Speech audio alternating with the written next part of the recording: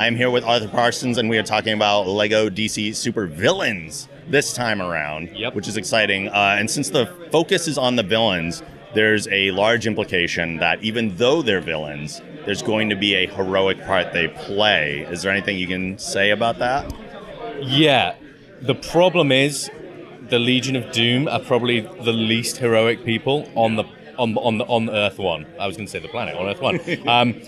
Yeah, those guys realize there's something going wrong because the Justice League are replaced by the Justice Syndicate, who are Earth 3's crime syndicate. But no one believes them because they're villains, and they try and go about being heroic in their own way, which is really, really bad, and they're clumsy, and they don't work well together, and it just makes for some really good humor. I've always wanted to do a villain game.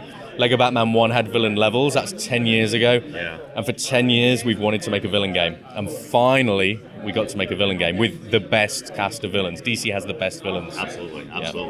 Yeah. As far as the game dynamics go, are you bringing new things into it since the last Lego DC game we've seen? Yeah, so this we tried to do new things across the board. So villain-focused game means we can put a lot of effort and focus on those guys and their mechanics. There's new mechanics, new abilities.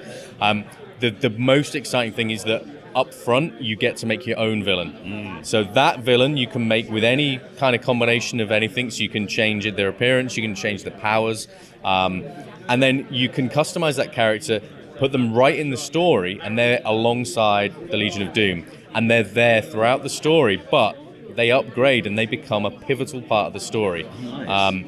So it's not just like a cosmetic thing, it's actually a really important part of the game, and it has meaningful purpose. And I think people are going to really enjoy that journey, having like Joker and Harley and Killer Croc and Clayface and Riddler, all these cool villains, and their own creation in the middle of them, on a journey where right at the very end, you have a really important decision to make. And I'm not going to say any more, but it's just cool. We've never done it. And we've always had a customizer sort of in free play, but we've never made it a cool, important thing. So that's really exciting. And above all else, it's an original DC story with a huge open world. I know we had open world Gotham in Batman 2, but we've never had Gotham and Metropolis and Belle Reve and Smallville, and I'm just trying to think where else we've got. Well, it's probably more where else we don't have. The Apocalypse. There's so much cool stuff. Wow. And that's all there to just explore. It's loads of cool stuff. That's amazing. Most people have, when they play too, they have their favorite people to play as because they like their mobility or their abilities that they have. Do you have any particular characters that you really enjoy playing in this one? Yeah, all the really obscure characters. Everyone is going to love top tier characters, but as you go down the list, characters like Calendar Man and Clock King and Ventriloquist and Toy Man, but they all have such weird special abilities and powers. I would safely say everyone's favorite villain's going to be in there somewhere. There's just so many cool characters. I think that's cool. Going to be finding out the roster because we've got lots of characters we've never done before as well.